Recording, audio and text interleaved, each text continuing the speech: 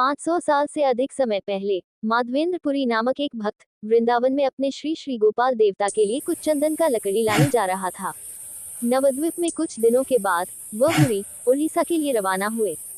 कुछ दिनों के भीतर वह रामुना पहुंचा, जहां गोपीनाथ स्थित था।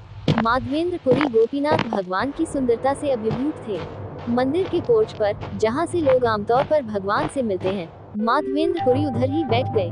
कभी नृत्य भी करते थे। फिर एक ब्राह्मण से पूछा कि वे किस तरह का भोजन ईश्वर को खिलाते हैं। माधवेंद्रपुरी ने सोचा, मैं पुजारी से पूछूंगा कि गोपीनाथ को किस तरह का भोजन पेश किया जाता है, ताकि हम अपनी रसोई में वही भोजन की पेशकश कर सकें। जब ब्राह्मण पुजारी से इस बारे में पूछा गया, तो उन्होंने विस्तार से बताया कि गोपीनाथ के देवता को किस तरह का भोजन दिया जाता है।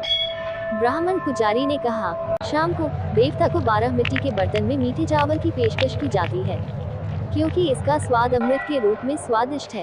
इसका नाम अमृत खीर है। यह मीठा चावल गोपीनाथ खीर के नाम पर पूरी दुनिया में मनाया जाता है। ये दुनिया में कहीं भी पेश नहीं किया जाता है। जब माधवेंद्रपुरी ब्राह्मण पुजारी से बात कर रहे थे, तो मीठे चावल को देवताओं के सामने रखा गया था। ये देखने के बाद माधवेंद्रपुरी ने सोचा, अगर मुझे अपने अनुरोध के बिना थोड़ा मीठा चावल दिया गया, तो मैं इसका स्वाद ले पाऊंगा और अपने भगवान गोपाल को समर्पित करने के लिए समान तैयारी कर सकता हूँ। लेकिन तुरंत माधवेंद्रपुरी को मीठे चावल का स्वाद लेने और पश्चाताप करने की कोशिश करने की गलती का एहसास हुआ। मैंने एक अपराध किया है। मैं भगवान को समर्पित करने से पहले इस रसोई का स्वाद लेना चाहता था। इस प्रकार वह भारी दिल में निकटतम रामचांडी मंदिर में गया और भागवा बापीनाथ की प्रशंसा गाना शुरू कर दिया।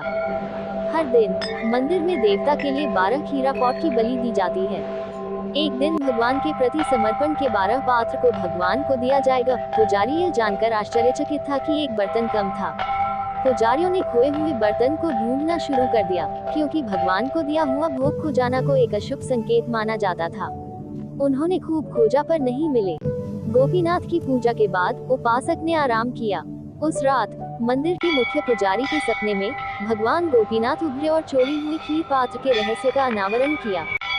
वह कहते हैं कि वह खुद ही है जो खीर के बर्तन को चुराता है और अपनी मूर्ति के कपड़े में छिप जाता है।